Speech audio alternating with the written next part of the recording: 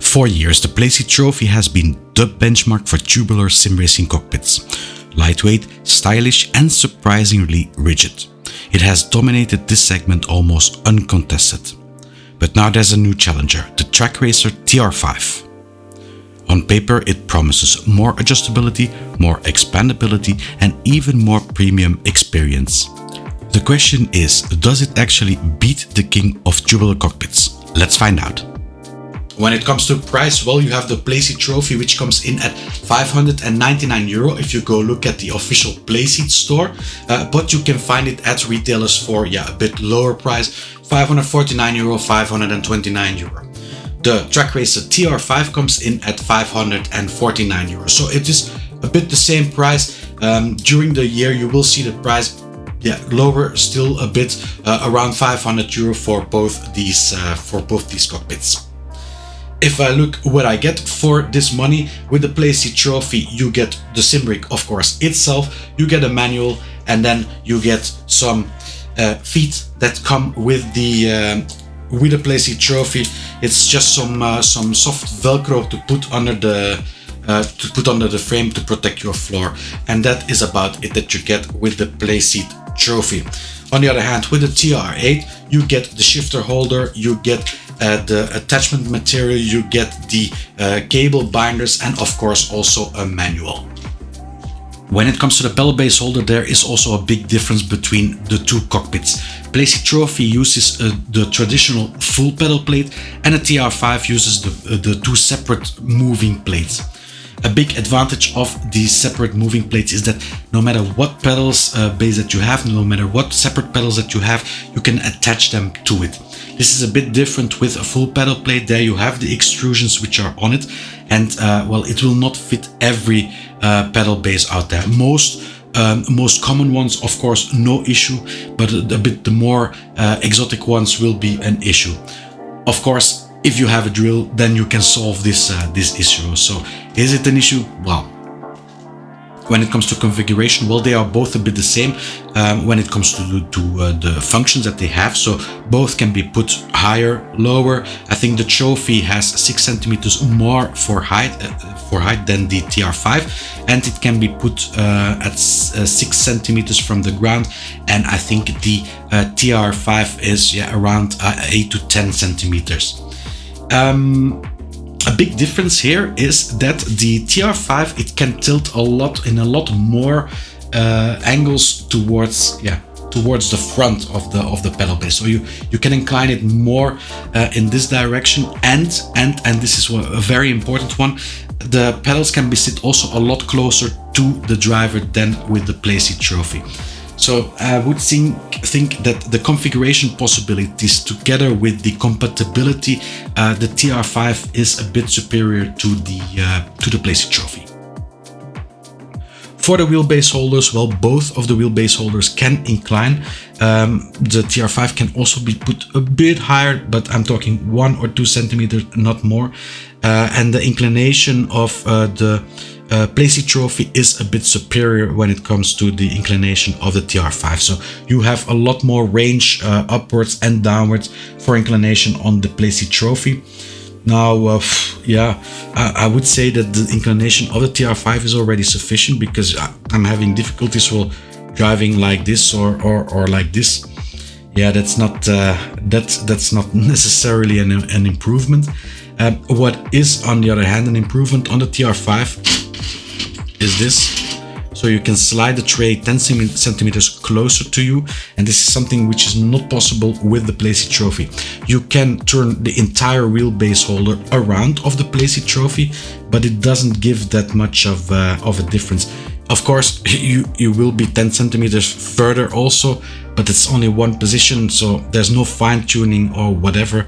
So definitely the system of the wheelbase holder of the TR5 is superior to the one on the Playseat Trophy. For the TR5, you have again a lot more extrusions on which you can attach your hardware than you have with the Playseat Trophy. Now, I didn't encounter any issues with the hardware to attach it to to the trophy, but then again, I don't have all the brands here at home to test with. Rigidity is one of the most important aspects of any sim racing cockpit, and to be fair, it's one of the main reasons why the trophy has built such a strong reputation over the years. So let's see how the newcomer performs. Starting with the pedal deck, I mounted a set of Logitech G Pro pedals. These use a relatively compliant brake and a full pedal plate, which makes it difficult to separate cockpit flex from pedal movement. Under normal driving conditions, both cockpits performed very similarly. There is some visible movement in both systems, but not enough that I could actually feel it while driving. The differences became more apparent when I switched to the SimLab XP1 pedals. These use a much stiffer brake with shorter travel, making any flex easier to detect. Here, both cockpits still perform well, but neither is completely immune to the movement. The interesting difference is where the flex originates. On the TR5, most of it appears in the center of the pedal plates. On the trophy, the movement is more related to the frame structure itself. In practice, the result is extremely close. I don't think most drivers would notice a meaningful difference between the two. The trophy has long been regarded as the benchmark when it comes to wheelbase rigidity in tubular cockpits, and for good reason. Using the Logitech RS50, both cockpits performed exceptionally well. There is a small amount of visible movement in both systems, but not enough to be noticeable while driving. In fact, after reviewing the footage multiple times, it was genuinely difficult to determine which cockpit performed better. Things became even more interesting when I mounted the Fanatec DD Plus and added another 10 Nm of torque into the equation.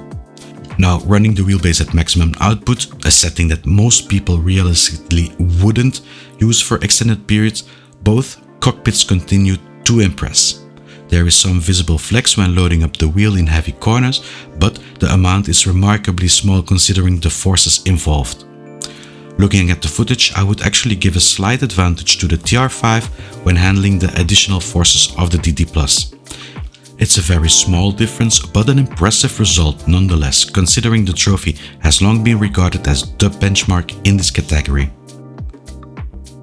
Both the TR5 and the trophy use a suspended hammock-style seat.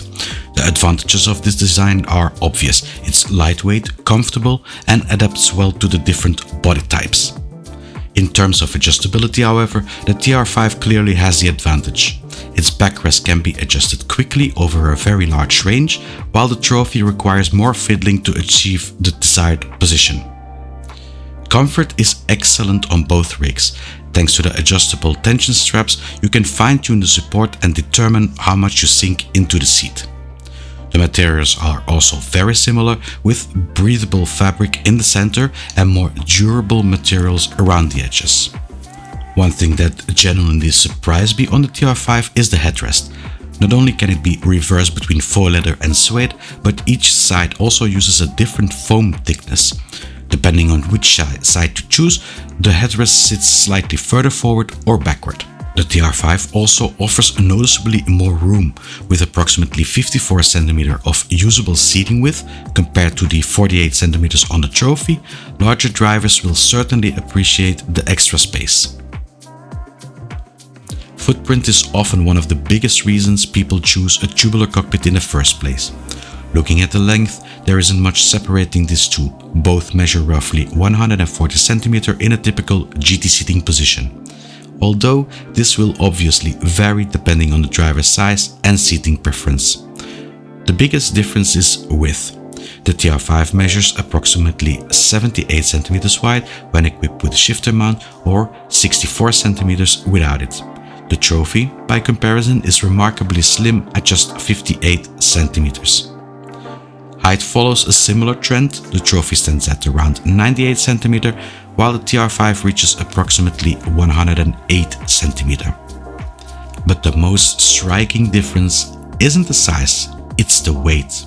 Thanks to its steel construction, the TR5 weighs roughly 35 kilograms. The trophy comes in at only 17 kilograms, making it less than half the weight. In practical terms, that means I can simply grab the trophy, move it across the room, or stand it against the wall when I need the space. The TR5 is much more of a permanent installation.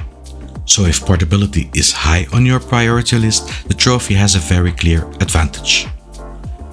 Style is always subjective, but personally I think both cockpits look excellent. The TR5's white and black color scheme is a little bolder, while the Trophy takes a more understated approach. Both would look perfectly at home in a living room. What really separates them is the attention to detail. The Trophy is clean and well designed, but the TR5 feels like a product where somebody obsessed over the finishing touches.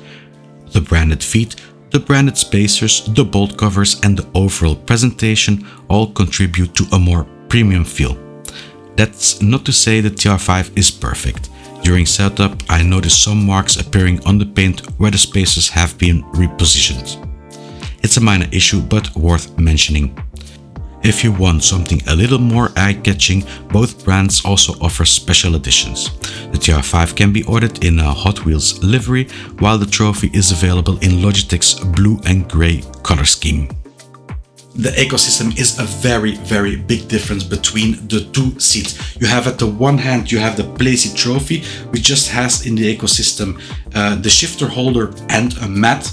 And then you have the TR5, which has extrusions everywhere, has the shop full of add-ons that you can put on the TR5. So that's a very big difference in future proofing between these two cockpits. So they're a very clear winner, the Trak Racer TR5.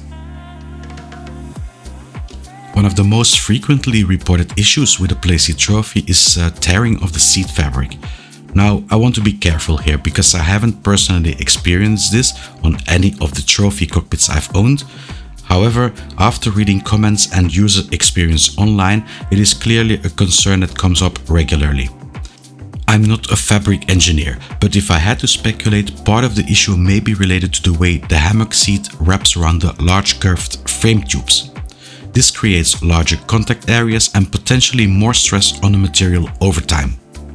The TR5 uses a different approach. The straps wrap around much smaller and straighter sections of tubing, allowing you to tension the seat more evenly and, in theory, reducing stress on the upholstery.